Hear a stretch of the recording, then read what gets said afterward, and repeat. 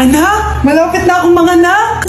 Magkakaroon ako ng kapatid, Nay. Oo, anak, magiging kuya ka na. Nakaka-excite naman, Nay. A few moments later. Mare, musta na? Uy, Mare, buntis ka din pala? Oo, Mare, malapit na nga akong manganak eh. Sabay pala tayo manganak, Mare. Siguradong mas maganda anak ko kesa sa kanya. Di ka sure, mas maganda anak ko, magmamana ba naman sa akin? Sakit na dyan ko. Manganganak ka na? Darling, tulungan mo ako. Anong mangyayari, darling? Manganganak na ata ako, darling. Manganganak ka na? O sige, ikaw ka muna doon. Sakit na dyan ko. Manganganak na din ata ako. Manganganak ka din? Oo. Hinga kayo ng malalim, ha? Tapos, ire. Sige, malapit na. Di ko na kaya. Darling, eto na anak natin. Ang ganda ng anak ko. Ang ganda-ganda mo, anak. Ba't magkamukha anak namin? Ha? Ikaw ba tatay nun? Darling, I can explain. Mare. Walang hiya kayo. Darling! Mare. Magsama kayo. Paano mamatay ang tao? Paano naman mamatay ang tao sa K-drama?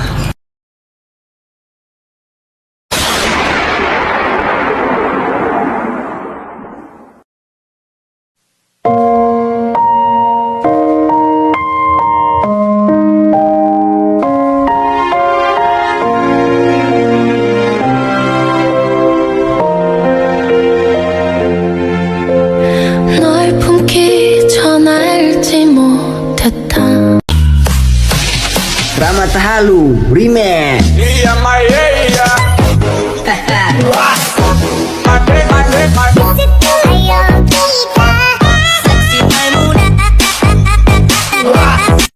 Trigger warning, kung takot kayo sa tahi, huwag niyong papanoorin to. So may nag-comment, bago ko sagutin yan, gusto ko lang sabihin na Happy New Year everyone! Tapos na yung 2024. So, answering the question, ano po yung nasa labi niyo? Tinahi po yung labi ko. Ang ginawa pong surgery sa akin is lip reduction surgery. So, pang 5 araw na to guys, and as you can see, hindi ko na ilalapit kasi baka matakot talaga kayo. Bakit ako nagpa-lip reduction surgery? First of all, siguro lahat naman tayo may insecurity. And kung di nyo napapansin, malaki talaga naturally yung labi ko. Mas malaki yung sa taas compare sa baba. So hindi siya proportion. Actually, dapat hindi ko na siya itutuloy. Pero may isang bagay kung bakit ko siya tinuloy. And yung number 2 reason ko is palagi ko siyang nakakagat whenever na kumakain ako. So dahil nga malaki yung labi ko, marami laman sa loob.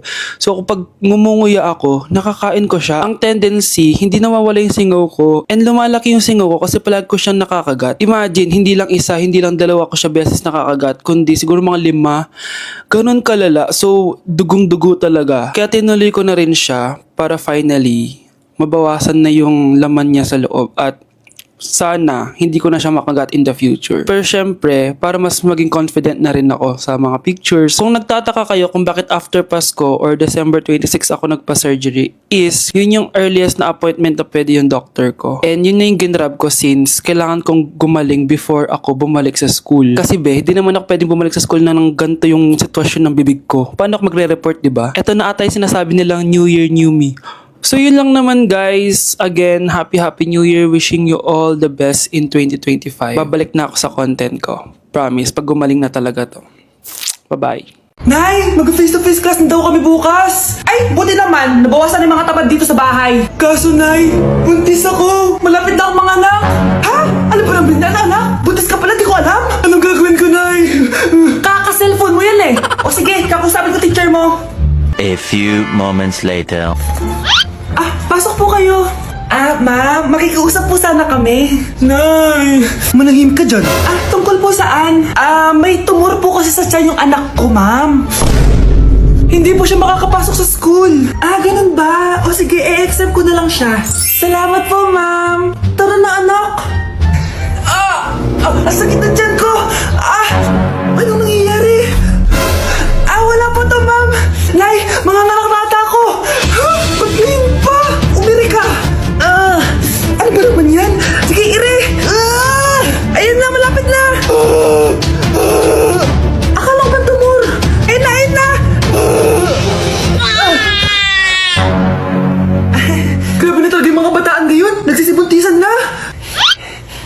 Ba't di ka makasagot?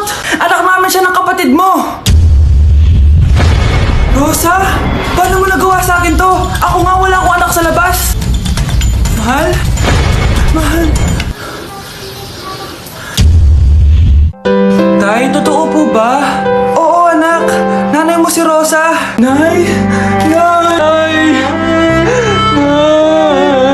Wow, ano to? Happy family? Hayaan mo na sila. Sige, mamili ka. Si Rosa o ako na asawa mo?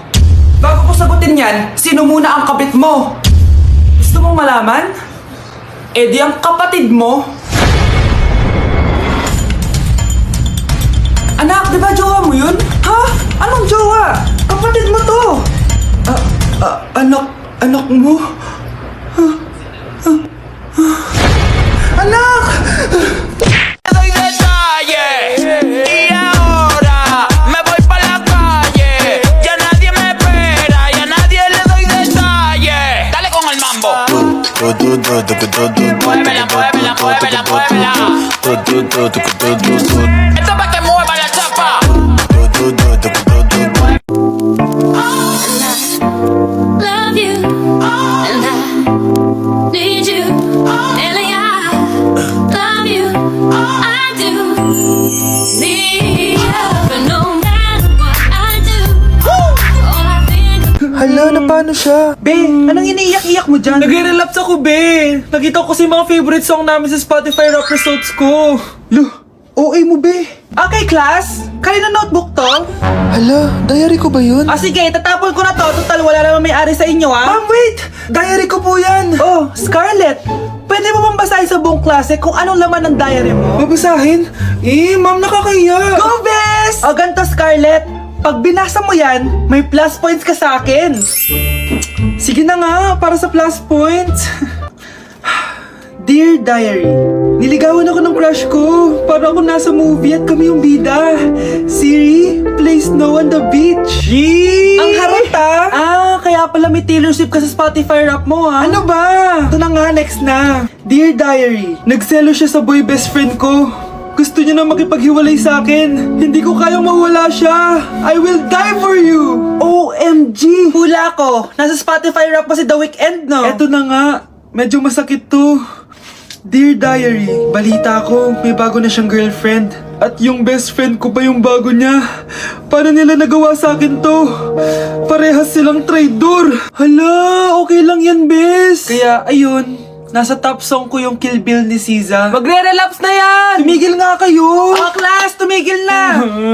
Hello ma'am, sorry I'm late. Nga pala, class, may bago pala kayong kaklase. Dear Diary, eto na ba yung binigay ng universe para sa akin? Hi classmates, my name is Jake. Ang pogi ng pangalan tapos ang tangkad niya pa. Siya na talaga yung para sa akin. And sa mga nagtatanong, may jowa na po ako. And 3 years na po kami. Dear Diary, suko na ako. Ayoko na magjowa. Mamamatay na lang talaga akong single. Ate, kumising ka dyan. Ate, ba't mo kami iniwan? Akin na lang to makeup mo tsaka tong lip tint mo ang asim. May nakita akong panty doon, medyo maluwag na siya tapos may amoy. Pero okay na kasi kulay pink naman. Hindi ka mamamatay for today's video, Bebs Sir! Naalala mo pa yung nireto mo sa akin si Ashley? Girlfriend ko na ngayon. Yun lang yung tamang ginawa mo sa buhay mo. Ate, sana masaya ka kung nasan ka man ngayon. Ingat ka palagi dyan God bless and hope to see you soon. Ate, sabihin mo kay Lord, bigyan niya na ako ng jowa. Alam kong ghoster ka pero wag mo ako mumultuin ate Anak, sandali lang. Huwag mo nagsasara. Huwag mo nagsasara. Hindi naman sinasara. First day pa lang eh. Ay, first day pa lang? Ba't ka nang iwan? Wala na tuloy ako mautusan dito. Yung pinili mo sa Shopee, kukunin ko na lang sa abuli mo yun Balita ko nandito daw yung crush mo Gumising ka na kasi dyan. Hi. Ang cute mo pala pagtulog. Diba crush mo ako? Andito ako kasi gusto ko sabihin na ika-crush back na kita. Anong sabi mo? Ika-crush back na kita. Kunyeta ka, kung kailan patay na ako, dun ba ako ika-crush back? Anong gagawin ko sa crush back mo? Bubuhayin ba ako niyan, ha? Señor oficial, no sabe lo que intervino. ven papi, ven que te tengo una cosita. Ya le di cariño pa' que esté suavecita. Tú le das lo que ella necesita. Dame duro, duro, ponme a gritar. Ang daya mo naman! Dapat ako panalo Wala akong ginagawa ha. Patas lang yung laban. Pangit mo kalaro. Nay! Oh, bakit anak? Pinalo niya ako, Nay. Pinalo ka neto? Di ka ba tinuturuan ng tamang asal? Nanay! Oh, ano nangyayari? Pinalo niya ako, Nay. Hoy, ba't mo pinalo anak ko? Pumapatol ka ba sa bata? Ay, Mare, parang di kasi tinuturuan ng magulang yan eh. Aba, sinasabi mo sa akin na wala akong kwentang magulang? Di naman, Mare. Ikaw nga eh, chismosa. Di masarap magluto tapos ang baho mo pa. Ang baho na mukha mo. Di ka marunong make up. Tingnan mo nga mukha mo. Mukha kang clown na nalugi. Aba, halika dito. Halika. Mare, tuturuan mo lang ng asal yung anak mo. Di mo magawa. Ang tanda-tanda mo na pumapatol ka pa rin sa bata. Sorry na. Laro na lang tayo ulit. Ah, sige.